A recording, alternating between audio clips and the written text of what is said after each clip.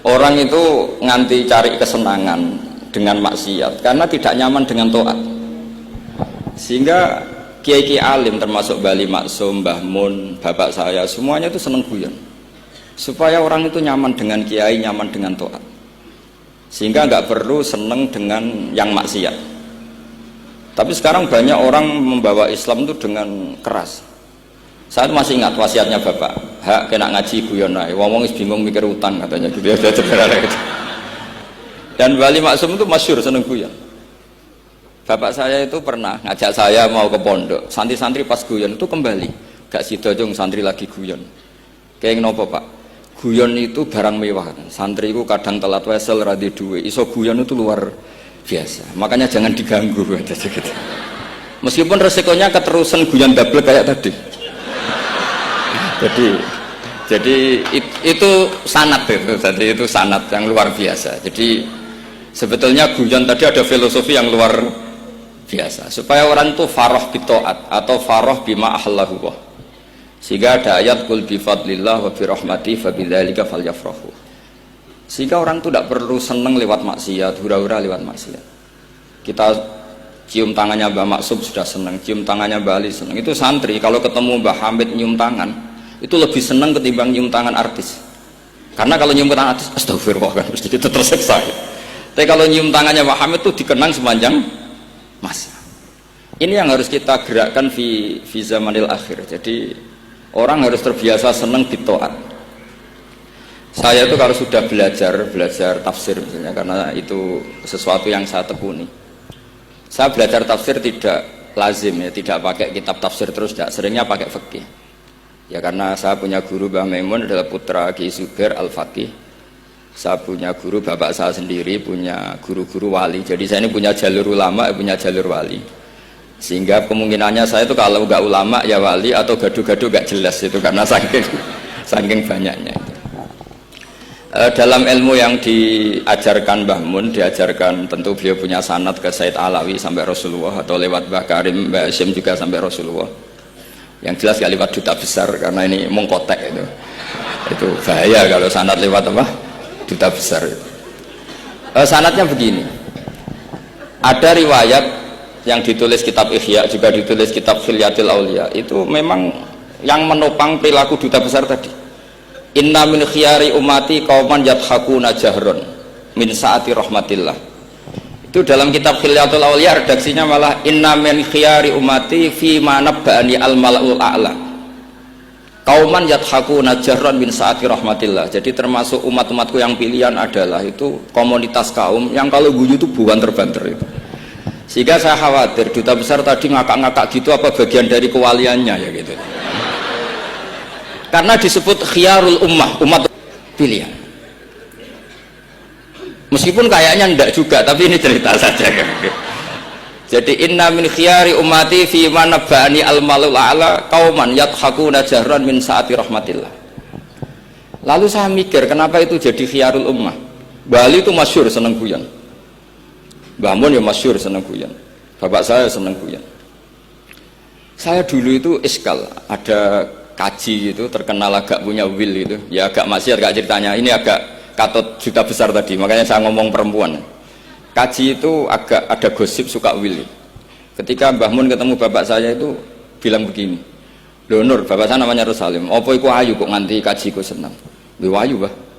Bahasane tentang ayu, saya dulu iskal kenapa Ki bakas wong ayu ini.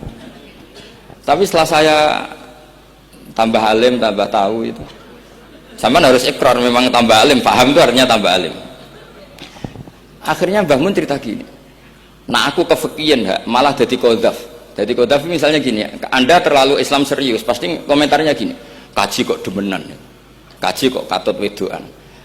Serius tapi akhirnya menabrak satu aturan yang dilarang Allah SWT. Itu kalau kamu menuduh zina jadi qadzaf, kalau kamu bilang kaji kok katut wedok jadi suudzon. Maka bahasan yang netral adalah, lho ayu no kok nganti katut ya.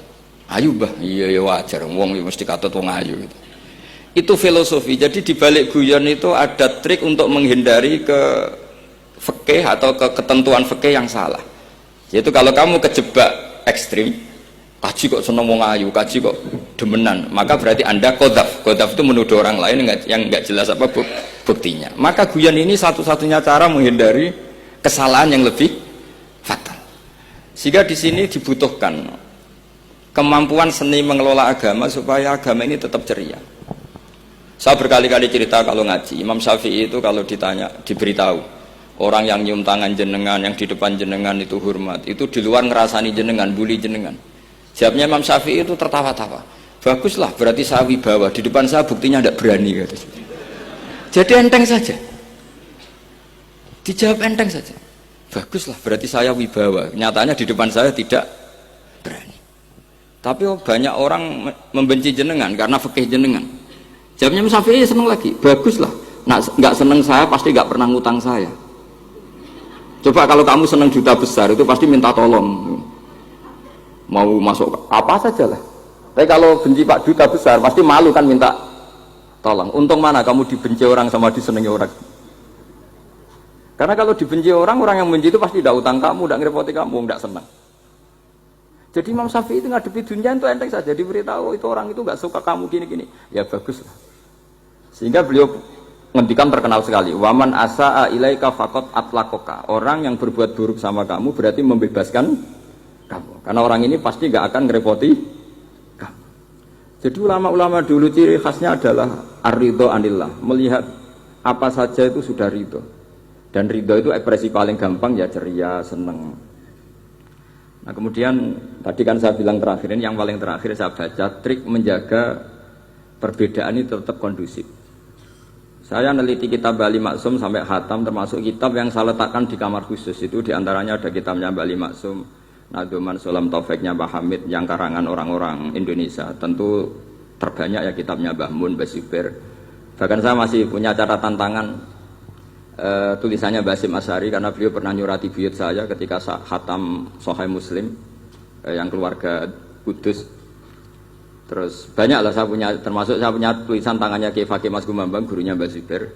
Saya memang dokumenter kitab, sehingga saya maaf sekali kalau pidato umum itu memang saya tidak keahlian saya.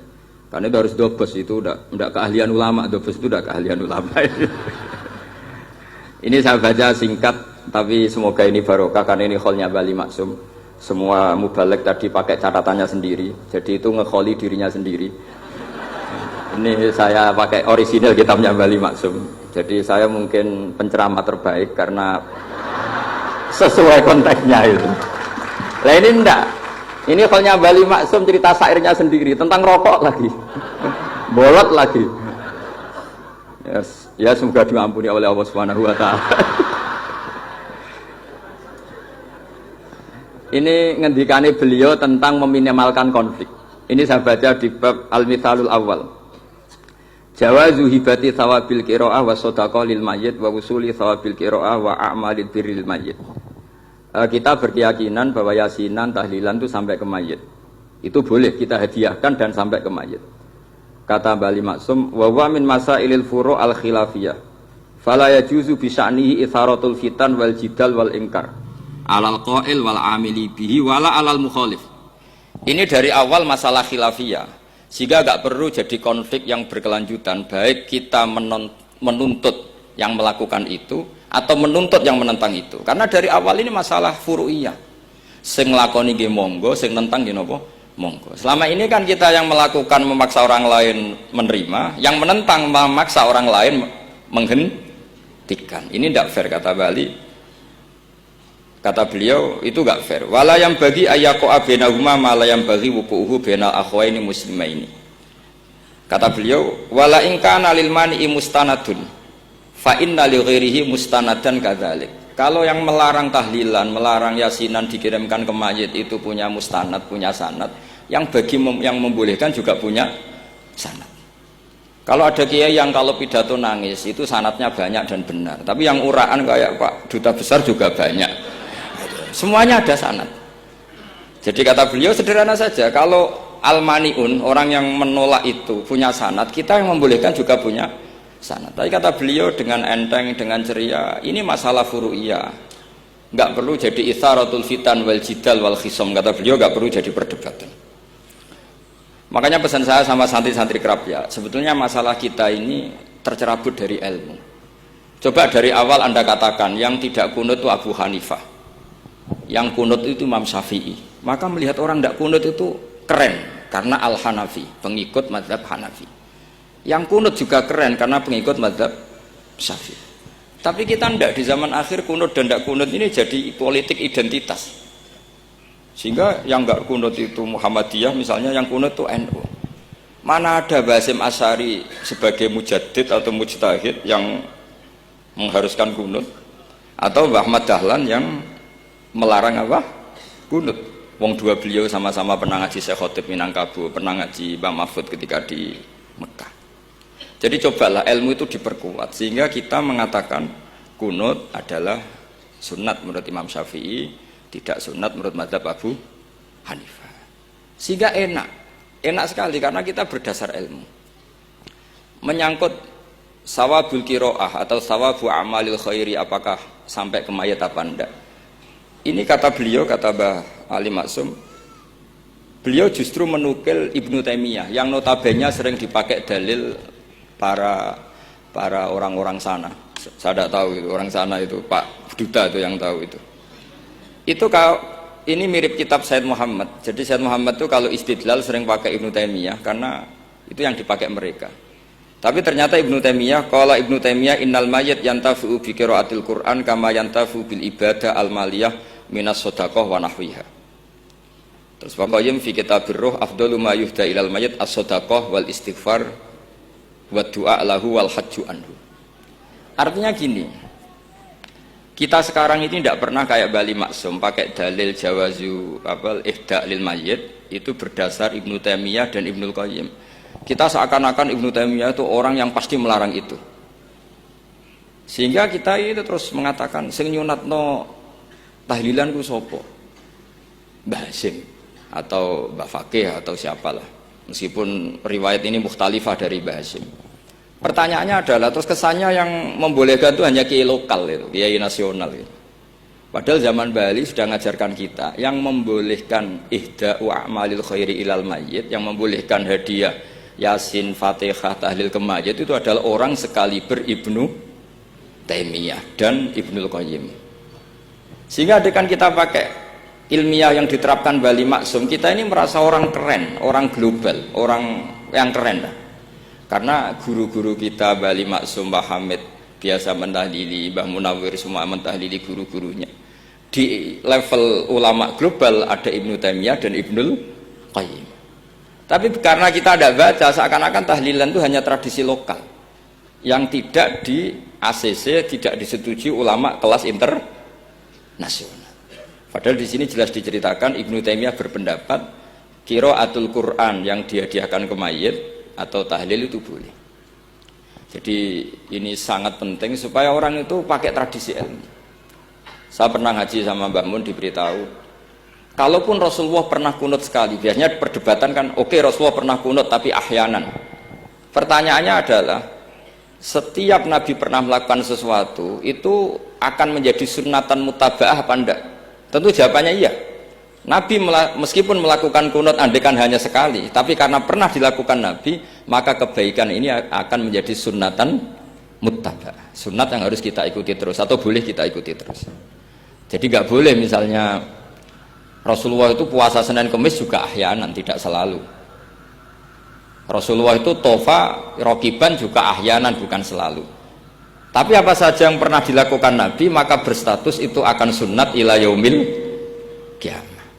Sehingga nggak bisa misalnya di hadis itu ahyanan, kemudian kamu beristidlal ini boleh dilakukan hanya ahyanan karena Nabi juga melakukan hanya ahyanan. Tidak bisa seperti itu.